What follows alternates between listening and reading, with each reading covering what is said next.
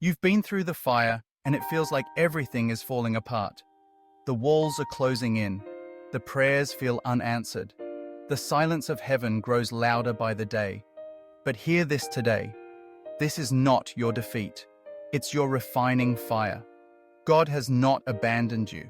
He's not punishing you. He's purifying you.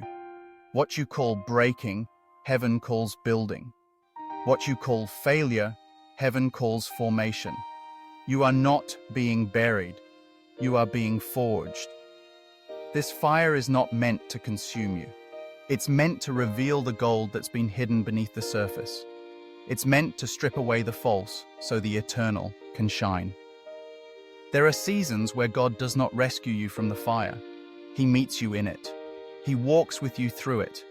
Just like he did with Shadrach, Meshach, and Abednego, the fire that was supposed to destroy them became the place where God revealed himself. And that's what's happening now. You may not see it, but the fire is holy. The heat is sacred. The trial is divine. You've cried out, "Why is this happening to me?" And God replies, "Because I'm doing something in you." You're being refined for glory, strengthened for battle, prepared for purpose. This pain is not empty, it is sacred. The crushing is producing oil. The breaking is birthing boldness. The fire is making you fearless. You are not in a season of defeat. You are in a season of distinction. God is separating the shallow from the surrendered. He is drawing a line between what was and what will be. And you stand at that line. You are being invited to rise, not in your own strength, but in the strength that only the fire can produce. Your faith is being proven. Your roots are growing deeper. Your spirit is awakening. The refining fire doesn't come to destroy, it comes to define. And what you're going through is not random. It's not wasted. It's not punishment. It's preparation. God is molding you into a vessel that can carry more anointing, more authority, more clarity. And before he fills you with more, he first burns away what can't remain. This fire is not your failure, it's your formation. It's not your loss, it's your launch pad. And though it hurts, though it scorches, though it exposes, he's still with you, right in the center of the flames. Now, if this word is piercing your soul, if something in you knows this is the truth you needed, pause right here. Don't rush past what God is doing. Take a moment to like, comment, share, and subscribe, not for visibility, but for victory. Because someone else needs to know they're not being defeated, they're being refined. And what's about to emerge from this fire will carry eternal weight. The fire is not the end of your story. It's the chapter where power is born. You may feel like you're walking through ashes, but the Spirit is whispering, beauty is coming. You may feel stripped, emptied, undone, but this is where the glory comes in. When all your strength is gone and all your plans have crumbled, that's when God steps in and says, "Now watch what I will do." You were never meant to be strong in yourself. That's why he allows the shaking. To bring you to the end of your own striving, your own performance, your own need to control. Because when everything else falls, he stands. When the idols collapse, he remains. And in the center of the flame, he speaks. You thought the delay meant denial. You thought the silence meant rejection. But heaven's timeline is not man's. God was never running late. He was waiting for you to be ready. Ready not just to receive the blessing, but to carry the weight of it. Ready not just to be promoted, but to be anchored. The fire doesn't just prepare you, it protects you from what would have crushed you unprepared. Some of you feel like your prayers are hitting the ceiling. But what if they're actually hitting the target? What if the very reason you're under pressure is because your words are shifting things in the spirit realm? What if the warfare is confirmation that you're on the edge of breakthrough? Listen, you were not made for comfort. You were made for glory. You were not designed for ease. You were born for impact. And fire is part of the process. God is not cruel. He is intentional. He allows what he could prevent because there's something greater on the other side. Something eternal, something unshakable. This is not your defeat, it's your defining moment. When you rise from these flames, you will not look like what you went through. You will carry a weight, a presence, a story that shifts atmospheres. You will carry the fragrance of someone who's walked with God in the fire. And that kind of testimony can't be faked. It can't be bought. It's forged. So don't curse the fire. Bless it.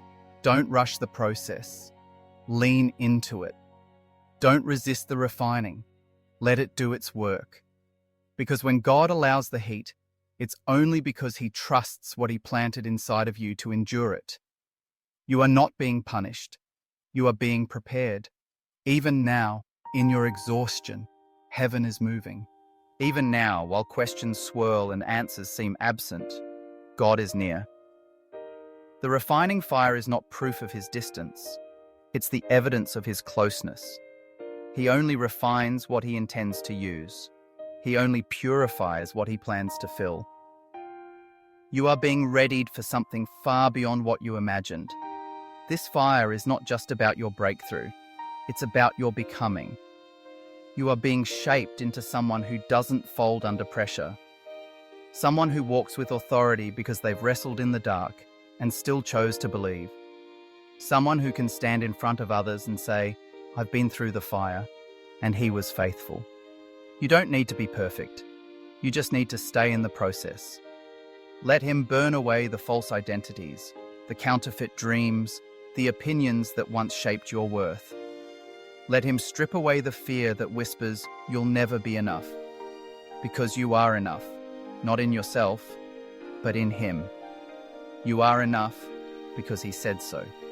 There is a new strength rising in you. One not based on willpower, but on worship. Not on effort, but on surrender. The fire is not the end, it is the door.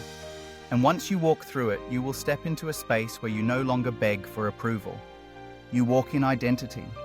You no longer chase validation. You stand in confidence. The world may only see your scars, but heaven sees your seal.